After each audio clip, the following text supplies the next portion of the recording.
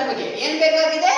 ವಾಕ್ಯವನ್ನ ಕೈಕೊಂಡು ನಡೆಯುವವರಿಗೆ ಒಂದು ದೊಡ್ಡ ಬಹುಮಾನ ನನ್ನ ದೇವರು ನಿನಗಾಗಿಟ್ಟಿದ್ದಾರೆ. ಹೊಳೆ ಚಪ್ಪಾಳೆ ದೇವರು. ಆ ಬಹುಮಾನಕ್ಕಾಗಿ ನಾವು ಹೋರಾಡ್ತಾ ಇದ್ದೀವಿ. ಎಷ್ಟೋ ನಮ್ಮ ಕಷ್ಟ ಇದೆ, ದುಃಖ ಇದೆ, ನೋವು ಇದೆ, ಅವಮಾನವಿದೆ. ನನಗೆ ದೇವರು ಅವಮಾನದಿಂದ ನನಗೆ ಹೊರಗೆ ತಂದಿದ್ದಾರೆ. ನಿಮ್ಮ ಮುಂದೆ ನಾನು ನೋಡ್ತಾ ಇದ್ದೇನೆ.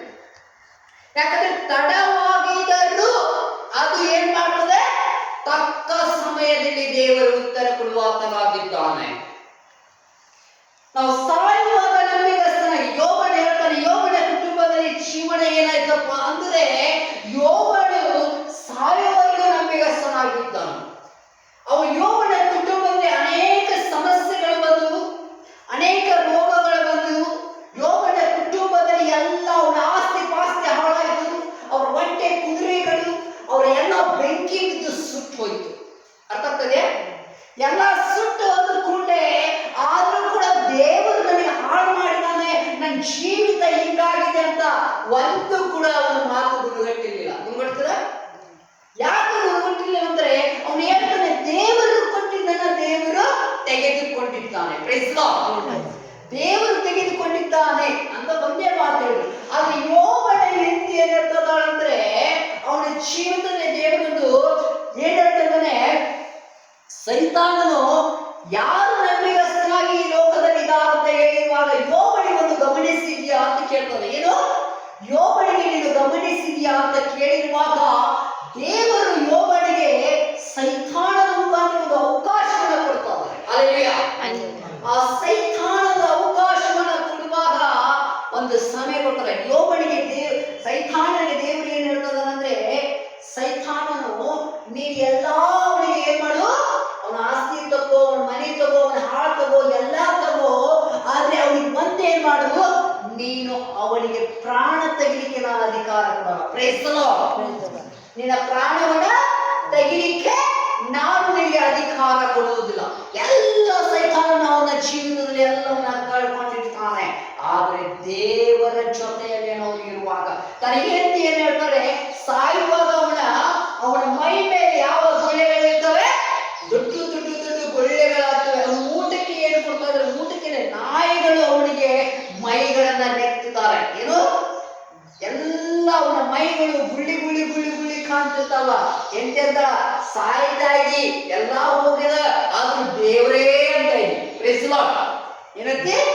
ಎಲ್ಲ ದೇವರೇ ಅಂತ ಇದ್ದಿ. ಆಕೆ ಏನ್ ಹೇಳ್ತದಂದ್ರೆ, ಯೋಗ ಹುಚ್ಚಿ, ದೇವರು ಇದನ್ನ ಸೃಷ್ಟಿ ಮಾಡಿದಾನೆ, ದೇವರು ಇದನ್ನು ಕೊಟ್ಟಿದ್ದಾನೆ, ಮತ್ತೆ ದೇವರು ನನಗೆ ಒಳ್ಳೇದು ದೇವರು ಕೊಡ್ಬೇಕು, ಕೆಟ್ಟದಾದ್ರೆ ದೇವರು ಬೇಡ ನಿನಗೆ. Praise the lord. ಏನು? ಕೆಟ್ಟ ದೇವರಿಗೆ ನೀನು ಏನ್ ಮಾಡ್ತದೆ? ದ್ವೇಷ ಮಾಡ್ತಾ ಇದೀಯಾ. ಒಳ್ಳೇದಾದ್ರೆ ದೇವ್ರು ಕೊಟ್ಟರು. ಹೌದಲ್ಲ? ಎಲ್ಲರೂ ಇದೆ ಅಲ್ಲ? ಹೌದಲ್ಲ ಸರ್? ಒಳ್ಳೇದು ಕೊಡ್ತಿತ್ತಂದ್ರ ದೇವ್ರು ಬಹಳ ಒಳ್ಳೆ. ಕೆಟ್ಟದಂದ್ರೆ ಹೆಂಗಿದಾಗ್ರಿ ದೇವ್ರು? ಎಷ್ಟು ಪ್ರಾರ್ಥನೆ ಮಾಡಿದ್ರಿ, ಎಷ್ಟು ಆರಾಧನೆ ಮಾಡಿದ್ರಿ, ಹೌದಾ? ಎಷ್ಟು ವರ್ಷ ಹೋದ್ರಿ, ಒಂದು ಸುತ್ತಲ್. ಯಾಕಂದ್ರೆ ದೇವರು ನಿನ್ನ ನಂಬಿಕೆಯನ್ನ ನೋಡ್ತಿರ್ತಾನೆ. ಆ ನಂಬಿಕೆ ಅಂದ್ರೆ ದಾವಿದೇನಿಂದ ಕುರುಬನಿಂದ ದಾವೀದನಿಗೆ ಏನು ಅರಿವು ಇರಲಿಲ್ಲ. ದಾವೀದನಿಗೆ ಏನು ಅರಿವು ಇರಲಿಲ್ಲ. ಆದ್ರೆ ದಾವೀದನು ರಾಜ್ಯ ಮಾಡ್ತಾರಂತ ಗೊತ್ತಿರಲಿಲ್ಲ. ಆದ್ರೆ ದೇವರನ್ನು ಕರೆದಾಗ ನಾನು ಈತನ ಮಗನಲ್ಲ, ಇನ್ನೊಬ್ಬನ ಮಗನಿದ್ದಾನೆ ಅಂತ ಹೇಳುವ ಕುರಿ ಕಾಯುತ್ತಿದ್ದಾನೆ. ದಾವೀದನ ಮಗನು ಇವರೇ ಪಟ್ಟಾಭಿಷೇಕ ಮಾಡಬೇಕು, ಇವರೇ ರಾಜ್ಯನ ಮಾಡಬೇಕು. ಅದೇ ತರ ದೇವರು ನಿಮ್ಮನ್ನ ನನ್ನನ್ನು ಕೂಡ ಕರೆದು ಹೊಳೆ ಚಪ್ಪಾಳೆ ದೇವರಿಗೆ. ಅದಕ್ಕಾಗಿ ದೇವರು ನಿಮ್ಮನ್ನ ಕರೆದಿದ್ದಾನೆ. ಅದಕ್ಕೆ ನಾವು ಸಾಯುವವರೆಗೂ ದೇವರ ವಾಕ್ಯವನ್ನ ಕೈಕೊಂಡು ನಡಿಬೇಕಾದರೆ ಆತನ ಜೀವಿತದಲ್ಲಿ ಒಂದು ದೊಡ್ಡ ಅದ್ಭುತ ನಮ್ಮ ಜೀವಿತದಲ್ಲಿ ನಡೆಸ್ತಾರೆ. ನಾನು ಕಷ್ಟ, ನನಗೆ ಕಷ್ಟ, ನನಗೆ ದುಃಖ, ನನ್ನ ನೋವು, ನನಗೇನೂ ಇಲ್ಲ.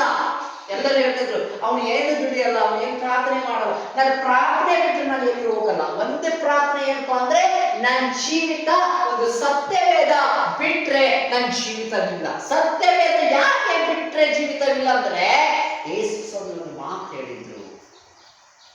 ಏನು? ಈ ಲೋಕದಲ್ಲಿ ಯೋಹಾನ 16:33 ದೇವರು ಹೇಳ್ತಾರೆ, ಬಂದಿದ್ದೇನೆ. ಏನ್ ಹೇಳ್ತಾರೆ? ಈ ಲೋಕವನ್ನ ನಾನು ಗೆದ್ದುಕೊಂಡು ಬಂದಿದ್ದೇನೆ. I will victory this world.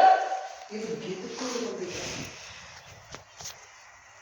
ಆದ್ರೆ ದೇವರು ಗೆದ್ದುಕೊಂಡು ಬಂದಿದ್ದ ಜಗತ್ತನ್ನ ಅಧಿಕಾರ ಯಾರಿಗೆ ಕೊಟ್ಟಿದ್ದಾರೆ? ನನಗೆ ಮತ್ತು ನಿನಗೆ ಕೊಟ್ಟಿದ್ದಾರೆ. ಅವರು ಹೇಳಿದ್ರು, ಯಾರ್ಯಾರು ಆತನ ಮೇಲೆ ಅಂಗೀಕಾರ ಮಾಡುತ್ತೀರೋ ದೇವರ ಮಕ್ಕಳಾಗಲಿಕ್ಕೆ ಅಧಿಕಾರ ಕೊಟ್ಟರು. ಆ ಮಕ್ಕಳಿಗೆ ಅಷ್ಟೇ ಅಧಿಕಾರ ದೇವರು ಕೊಡ್ತಾರೆ ಹೊರತು ಬೇರೆಯವರಿಗೆ ಕೊಡಲಿಕ್ಕೆ ಸಾಧ್ಯವಿಲ್ಲ.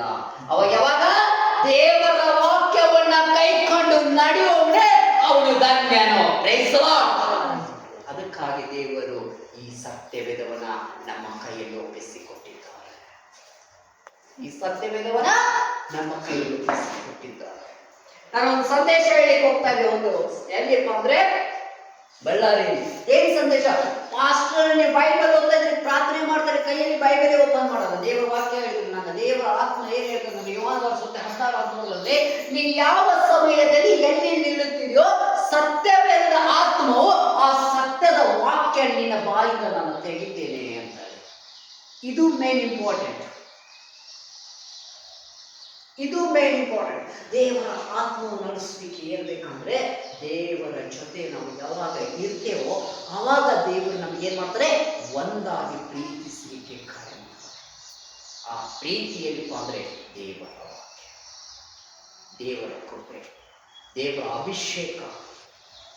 ಏನು ಗಲಾತ್ಯ 5:22 ಹೇಳ್ತಾನೆ, 5 ಫಲಗಳಿಂದ ನಾವು ನೋಡಬೇಕಾಗಿದೆ. 5 ಫಲಗಳು. ಆ 5 ಫಲಗಳು ನನ್ನಲ್ಲಿ ಇರುವುದಾದ್ರೆ ದೇವರ ಅಭಿಷೇಕ ನನ್ನಲ್ಲಿ ಇರುತ್ತದೆ. ಯಾವುದು? ಗಲಾತ್ಯ 5:22. ಬೇಗ ಬೇಗ ಪಾಸ್ ಕೊಡು.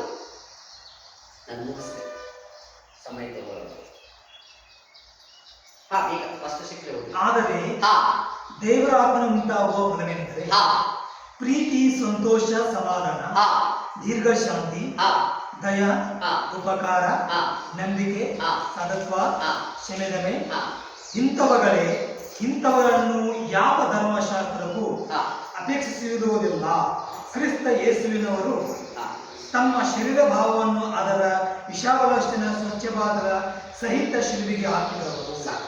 ನೀವು ಕೂಡ ಯೇಸು ಕ್ರಿಸ್ತನ ನಾಮದಲ್ಲಿ, ಯೇಸು ಕ್ರಿಸ್ತನ ಕರ್ತನ ನಾಮದಲ್ಲಿ ನೀವೇನಾಗಿದ್ರಿ?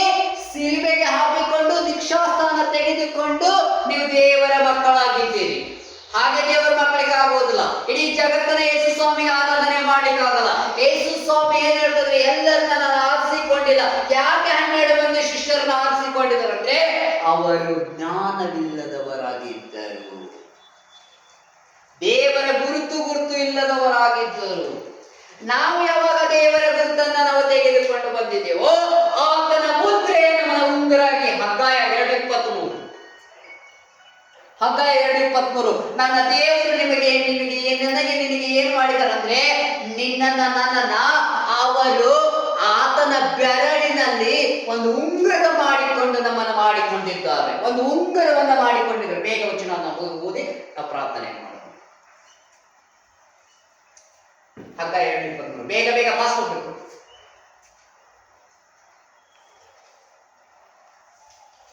ಸಿಕ್ತಾ? ಶೆತೆಲೆ ಎಂಬನ ಮಗನು ನನ್ನ ಸೇವಕನಾದ ಜೆರುಸಲೇಮನು, ಆದಲ್ಲೇ ನಾನು ನಿನ್ನನ್ನು ತೆಗೆದುಕೊಂಡು ಮುದ್ರೆ ಉಂಗುರವಾಗಿ ಮಾಡಿಕೊಳ್ಳುವೆನು. ಮುದ್ರೆ ಉಂಗುರವನ್ನು ಮಾಡಿಕೊಂಡಿದ್ದೇನೆ, ಮಾಡಿಕೊಳ್ಳುವೆನು. ಮಾಡಿಕೊಂಡಿದ್ದೇನೆ ಅದು ಇಂಗ್ಲಿಷ್ ಮಾಡಿಕೊಂಡಿದ್ದೇನೆ, ಕನ್ನಡದಾಗ ಮಾಡಿಕೊಳ್ಳುವೇನು. The difference. ಇದಕ್ಕೆ ನಿನ್ನನ್ನು ಆರಿಸಿಕೊಂಡಿದ್ದೇನೆ.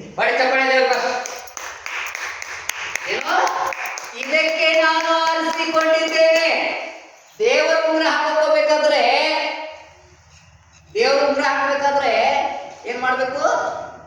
ತಪ್ಪಿಗಸ್ತ ಮಗ. ಲೂಕಲ್ ಬರ್ಸುತ್ತೆ 15 ಬಹಳ ಸ್ಪಷ್ಟವಾಗಿ ದೇವರು ಹೇಳ್ತಾರೆ. ಇಬ್ಬರು ಮಕ್ಕಳು ಇರ್ತಾರೆ. ಅಪ್ಪ ಏನ್ ಮಾಡ್ತಾನೆ?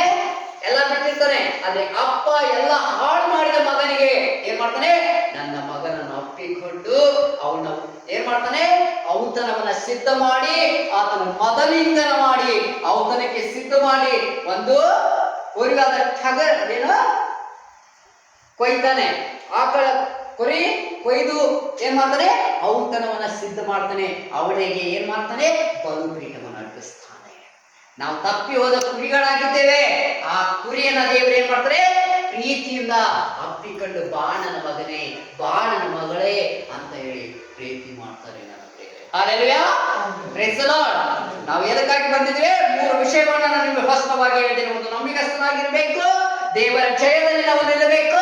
3ನೇದು ಏನು? ಎದಕ್ಕೆ ಆರಿಸಿದ್ದಾರೆ? ದೇವರ ಉಂಗರವನ್ನ ಮಾಡಿಕೊಳ್ಳಲಿಕ್ಕೆ ದೇವರು ನಮ್ಮನ್ನು ಆರಿಸಿಕೊಂಡಿದ್ದಾರೆ. ಯಾವ ಪ್ರಶ್ನೆ? 3 ವಿಷಯಗಳಲ್ಲಿ ನಾವು ಸತ್ಯವೇದವನ್ನು ತಿಳ್ಕೋಬೇಕಾಗಿದೆ. 3 ವಿಷಯಗಳಲ್ಲಿ ಅದಕ್ಕೆ ಸತ್ಯವೇದವನ್ನು ತಿಳ್ಕುವಾಗ ಸತ್ಯವನ್ನು ತಿಳ್ಕೊಳ್ಳಿ, ಸತ್ಯವನ್ನೇ ನಿಮಗೆ ಬಿಡುಗಡೆ ಮಾಡು, ಆಗ ನೀವು ನನ್ನ ಶಿಷ್ಯರಾಗಿರುವರಾಗಿದ್ದೀರಿ. ಆ ವಾಕ್ಯನೇ ನಿಮಗೆ ಗೊತ್ತಿಲ್ಲ ಅಂದ್ರೆ ನೀವೇನು ದೇವರ ಮಕ್ಕಳ, ಏನು ದೇವರನ್ನ ಗೊತ್ತಾಗಿದ್ದೀರಿ? ಅರ್ಥ ಆಯ್ತಾ? ದೇವರು ಆಶೀರ್ವಾದ ಮಾಡಲಿ. ಎಲ್ಲರೂ ಕಣ್ಣುಗಳನ್ನು ಮುಚ್ಕೊಂಡು ನಾವು ಪ್ರಾರ್ಥನೆ